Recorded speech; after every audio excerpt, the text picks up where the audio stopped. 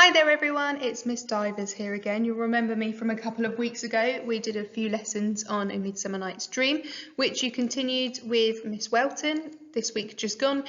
So we're going to move on to the next couple of lessons in the units today. Now, you can complete obviously the first lesson in your normal lesson time if you're working to your school timetable, or you can do both lessons in one sitting. It's completely up to you whether you'd prefer to do the one lesson and then come back to the next one, or do it all in one go. But regardless, make sure you have got a pen and paper with you, because as usual, I'll be expecting you to write the date and title from the next slide before we crack on with the lesson. So your title is Puck and Oberon's Plan. Make sure you've got the date written down as well for me. Now, last lesson with Miss Welton, you would have met the characters Oberon and Titania. Now, your starter do now exercise, what I'd like you to do is pause the video here and answer the question, what is their conflict about?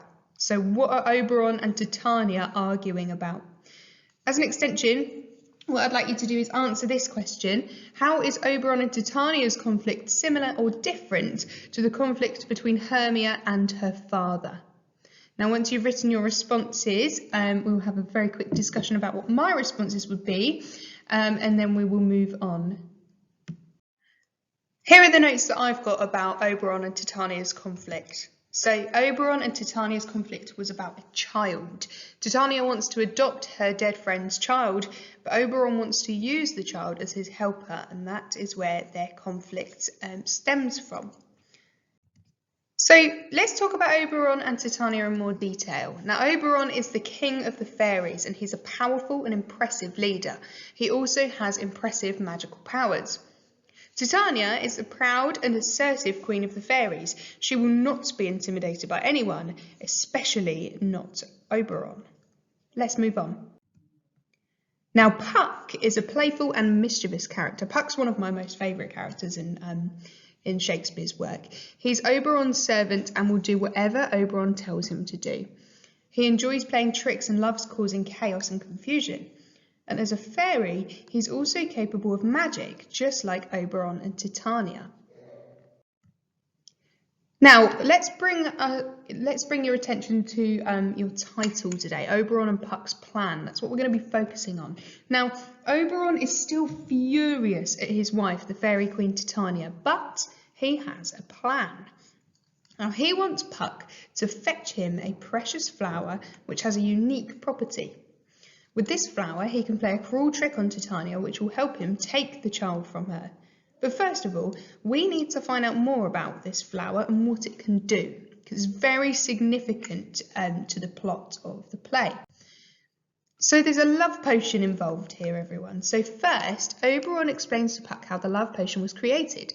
Cupid, the god of love, shot an arrow at someone, but it missed the person and hit a flower instead. Now, what we're going to do next is we're going to read this part of the script, this extract from Act 2, Scene 1, which will explain this in more detail. And I will bring back in some of my glamorous assistants you might remember from the other week who are in school currently doing their work. So I will hand over to them and you can hear this part of the play. Okay, so I'm back again with my glamorous assistants from Year 8 and Year 9. We have Catherine, Summer and Max. Max will be playing Oberon for this reading and Summer will be Puck. Yet marked I where the bolt of Cupid fell. It fell upon the little western flower, before milk white, now purple with love's wound. Fetch me that flower, the herb I showed thee once. The juice of it on sleeping eyelids will make all man or woman madly dote upon the next live creature that it sees. Fetch me this herb, and be thou here again, ere the Leviathan can swim a league. I'll put a girdle round the earth in 40 minutes. In response to the previous extract that we just read, what I'd like you to do is look at these questions and write down your answers. So, what colour was the flower before the arrow hit it? What colour was it after? And what happens to someone if the juice from the flower is placed on their eyes? Now, pause the video right here or the slideshow before moving on, and we will answer those questions. Now, The colour of the flower before the arrow hit it was white. The flower was white before the arrow hit it. Bonus points if you have managed to write your responses in full sentences. That'd be brilliant. What colour was it after? Well, after the arrow hit it, the flower was purple. And what happens to someone if the juice from the flower is placed in their eyes? Well, if the juice from the flower is placed over someone's eyes, they fall in love with the next live creature they see. And this is where the comedy starts to come into the play, and we're going to explore that in the next couple of lessons. Let's talk more about the love potion. Now what we're going to do is we're going to read Act 2, Scene 1, which it goes from the line, having once this juice, to she shall pursue it with the soul of love, to find out what Oberon plans to do with the flower. So we're going to move on to that next, so make sure you're paying very close attention because we're going to find out what Oberon plans to do next. Having once this juice, I'll watch Titania when she is asleep, and drop the liquor of it in her eyes. The next thing she waking looks upon, be it on lion, bear, or wolf, or bull, on meddling monkey, or on busy ape, she shall pursue it with the soul of love. In response to that reading, what I'd like you to do is write down the answers to these questions. Firstly, what will Oberon do with the plant? And then what will happen? What do we think will happen once Oberon has executed his plan? Now, please, if you can, write your responses in full sentences. Pause the video if you're watching this on YouTube, or pause the PowerPoint right here. Write your responses before moving on to my answers. Now, Oberon is going to place the juice of the flower on Titania's eyes when she is sleeping, and in response to that, what will happen is that when Titania wakes up, she will fall in love with the first thing she sees. Now, this is a very cruel trick that Oberon is playing on Titania so he can get his own way. Now, we've looked before at how to annotate quotations, and we're going to be looking at answering a question today. And the question is on the screen in front of you. It says, what does Oberon's description tell us about the love potion? Now, this is a quotation that we've pulled out from the text, saying, before milk white, now purple with love's wound. Now, in the work leading up to this slide, we know that that's about the flower. And we know that before the flower was hit by Cupid's arrow, it was milk white. Now it's purple with love's wound. So we know that that's about the flower. And what we need to do in order to analyse this quotation is to look in detail at the parts that tell us what has happened as a result of this flower being shot by Cupid's arrow. Okay. Now, some of you last week found analysing quite tricky. When you were working on my lessons, I had a few people say to me that, zooming in on some keywords, they found quite tricky. So we're going to go through that and break it down. All right. Now, look at the quotation for me. So we know that before the flower was shot at, it was milk white. Now, milk white indicates that it's pure and healthy. Okay, it's kind of very innocent. White is a very innocent colour. It's a very pure colour. It's sort of, to me, it reminds me of things like angels and clouds, all right? It's a very pure, very unspoilt colour, I would say. Now, this contrasts to the use of purple.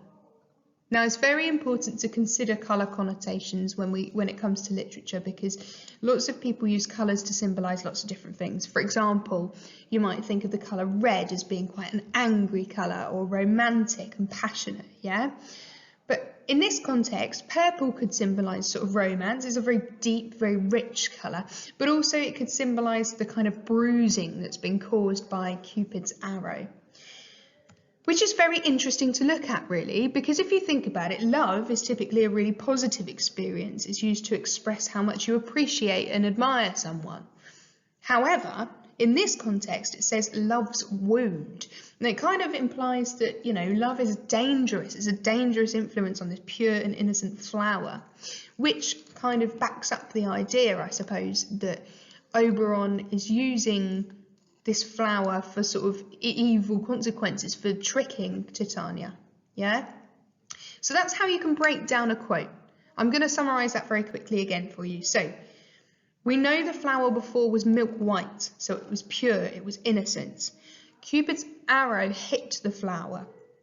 So it bruised it, essentially. It bruised the flower purple with love's wound. Love has now spoilt this flower and kind of tainted it, and Oberon is using it for very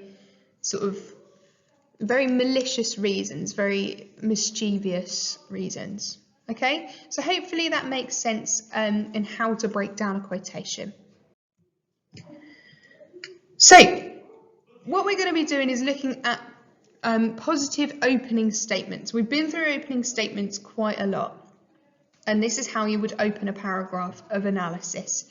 All right, so we are going to be answering the question, how does the love potion come across in Oberon's description? Now, if you find C's paragraphs easy peasy already from the work you did last week, then by all means you can crack on. But for those of you that are finding it a little bit tricky in answering those questions, what we're going to do is we're going to break down how you might introduce it before you go on to then write it and scaffold a plan to write your paragraph. So this opening statement, all right, well, our aim in our opening statements is to tick all of those boxes at the bottom of the slide you can see there. So a correct opening statement does 3 important things.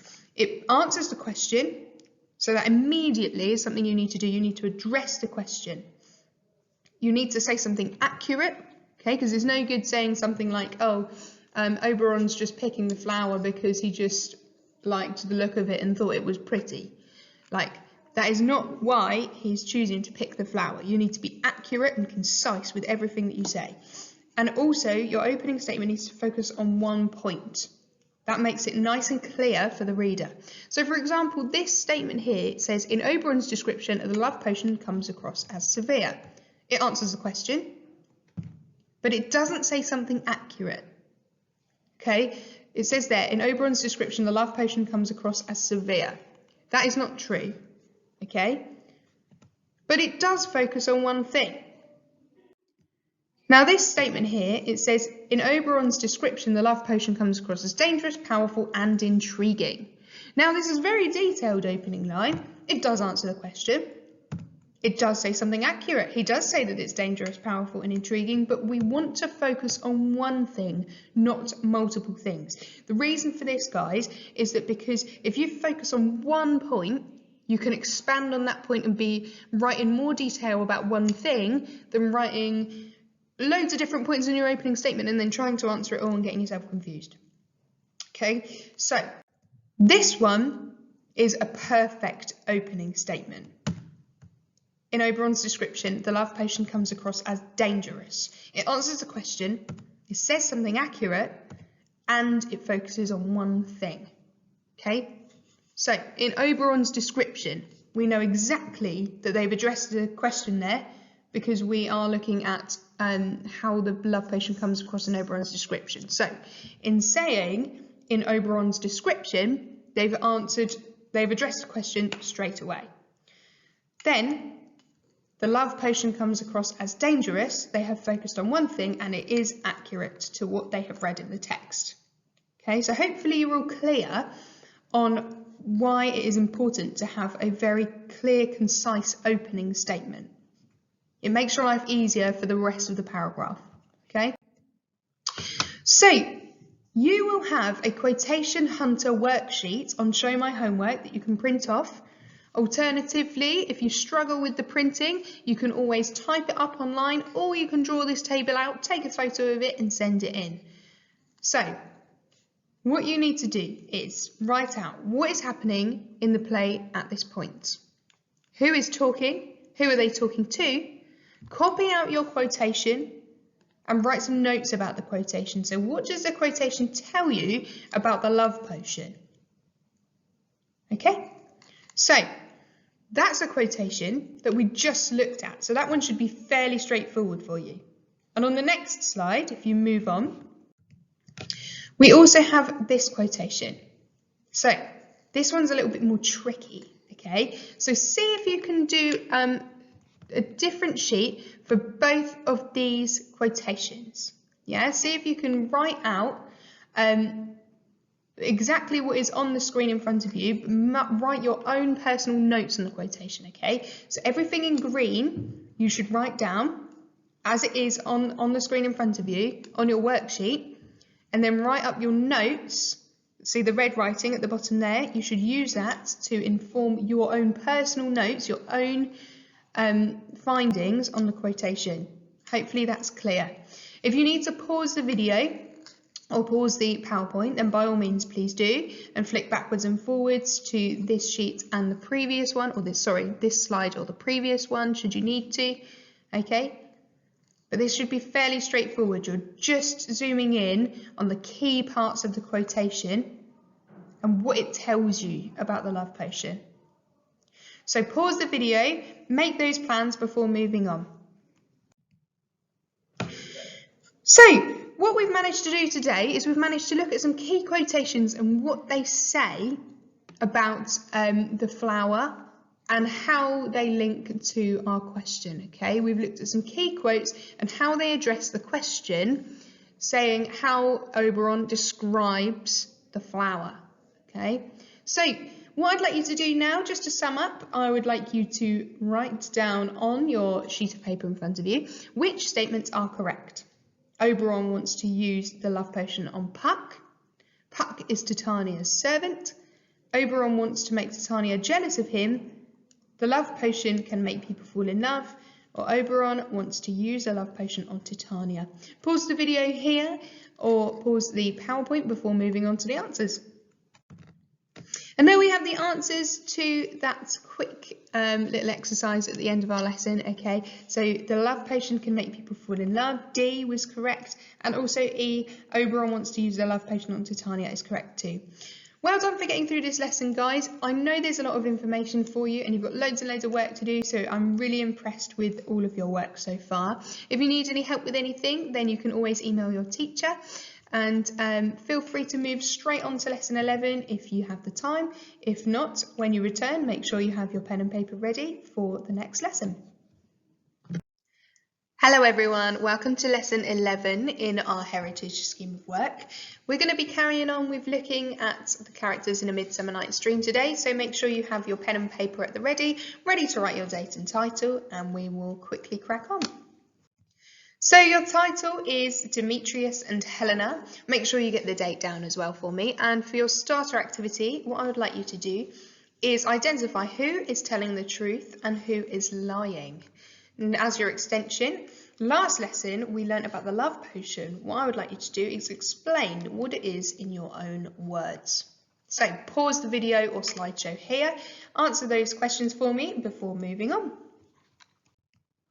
So, Lysander is telling the truth. He is in love with Hermia. Hermia is also telling the truth. She's in love with Lysander. But Demetrius is lying about being in love with Helena. So, let's move on. Right, so here are the relationships that we've got so far in A Midsummer Night's Dream. Now, it looks a bit complex, so let's break it down. Now, we know who Helena is now. Helena loves Demetrius. However, Demetrius loves Hermia, and Hermia's father wants Demetrius to be with her. So, you'd think that would work out right, yeah? But no, Hermia loves Lysander, and he loves her back, just to make things confusing. Complicated, huh?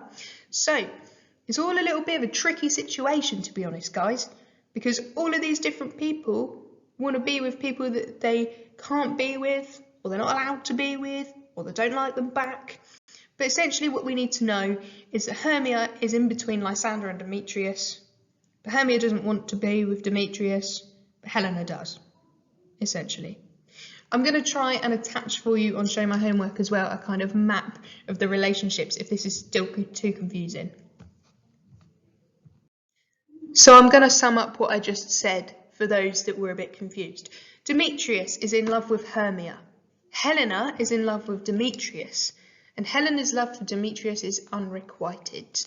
Helena has planned to follow Demetrius throughout the forest. Bit weird, but you know, each to their own. Demetrius cannot stand Helena though. Awkward. Helena keeps begging Demetrius to love her, but Demetrius keeps on pushing her away.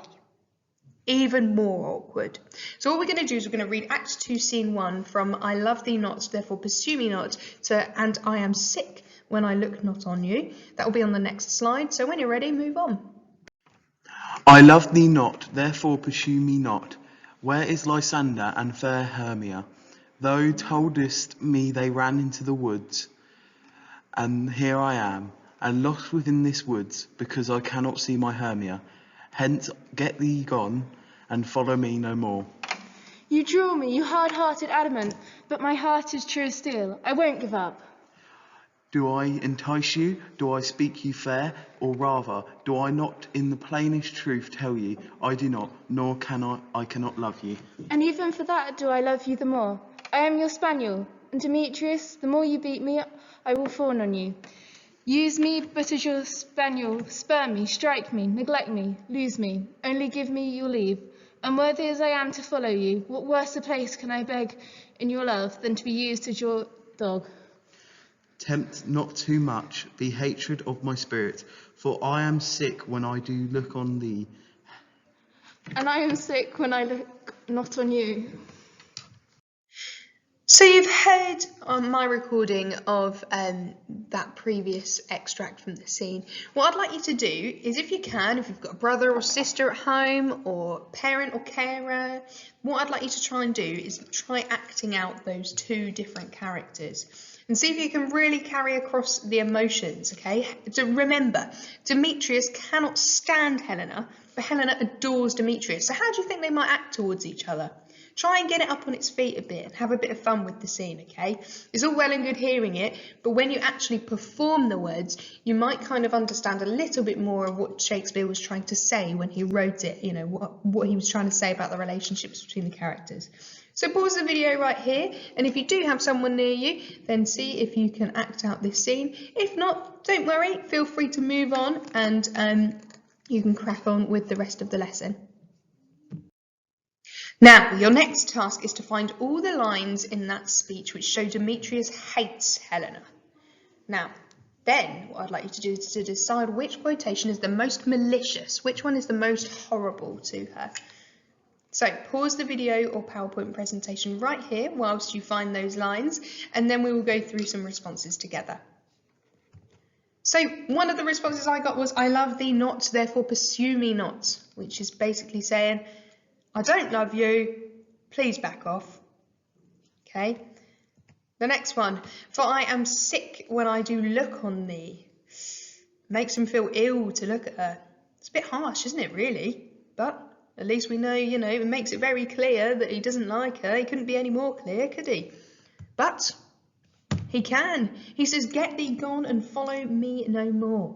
Now he's pretty much saying, listen, go away and stop following me. Which, to be honest, I don't blame him.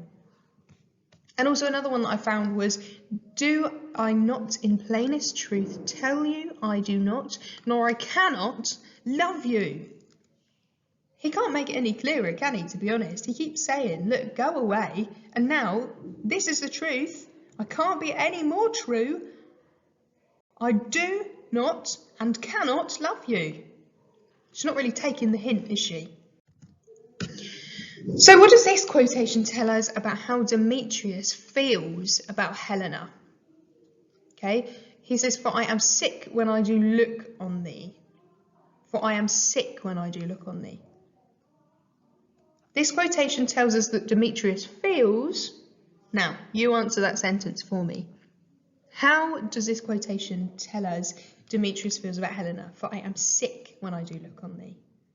Think about the way I'm saying it. I am sick when I do look on thee. What I'd like you to do is pause the video and try and respond to that question using the sentence starter there, based on what you have just read and what you've heard me say. Okay, pause the video here or the slideshow before you move on. Now here's an example of what I've written in response to this. So this quotation tells us that Demetrius feels disgusted by Helena. This quotation tells us that Demetrius feels frustrated by Helena. And this quotation tells us that Demetrius feels he has to treat Helena cruelly to get her to leave him alone. So that's some examples there of some responses that you might have had. If you have responded with one of those, really well done. If not, and you were struggling a little bit, feel free to copy a couple of those ideas down.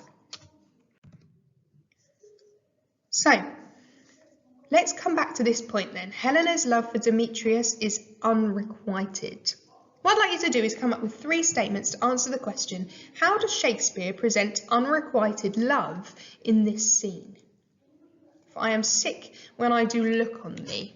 Now remember, a correct opening statement does 3 important things.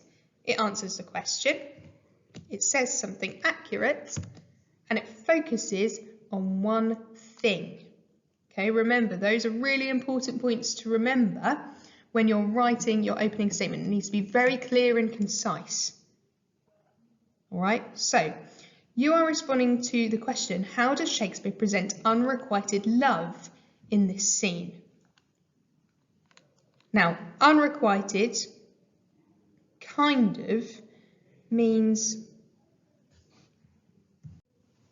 like a feeling of love that's not returned. Okay, so she loves him, he doesn't love her back. So how does Shakespeare present unrequited love? So you might start off by saying, Shakespeare presents unrequited love in this scene through, and then you might answer the question that way. That might be your opening statement, okay? If you are really struggling, then you can move on to the next slide to help you out. So here are some examples I've got for my opening statements. Shakespeare presents unrequited love as painful. The way that Demetrius treats Helena shows unrequited love can be cruel. Or in this scene, Shakespeare suggests that unrequited love creates conflict. And also I've got in this scene, Shakespeare suggests that unrequited love makes people vulnerable. Okay, it's a very tricky question, this one. So feel free to use any of my examples if you need to. What you're going to do next is you're going to use one of the statements on the previous slide to write a paragraph on the question, how does Shakespeare present unrequited love in this scene?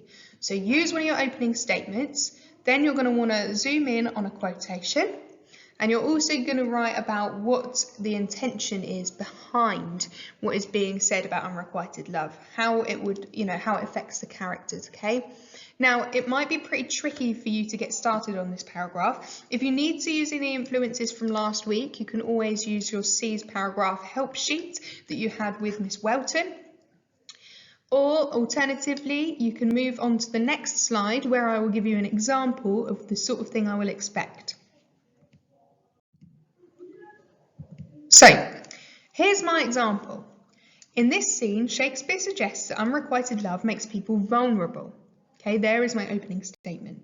Even though Demetrius says to Helena, I am sick when I do look on thee, she continues to love him. So there I have used my quotation, yeah? I've slotted that into my sentence there. Demetrius says malicious things to her to drive her away. So that sums up the quotation, that it's malicious, yeah? So what I've done is I've got my opening statement, my quotation, and then I've explained what the quotation means. He even says the sight of her makes him feel ill. Despite this cruelty, Helena still loves Demetrius desperately. Okay, so there's me expanding on the quotation there. I'm explaining why that quotation is significant, why it's significant that he is so cruel in saying that she makes him feel sick. This scene shows us that unrequited love makes a person you love very powerful, and it's possible for this power to be abused.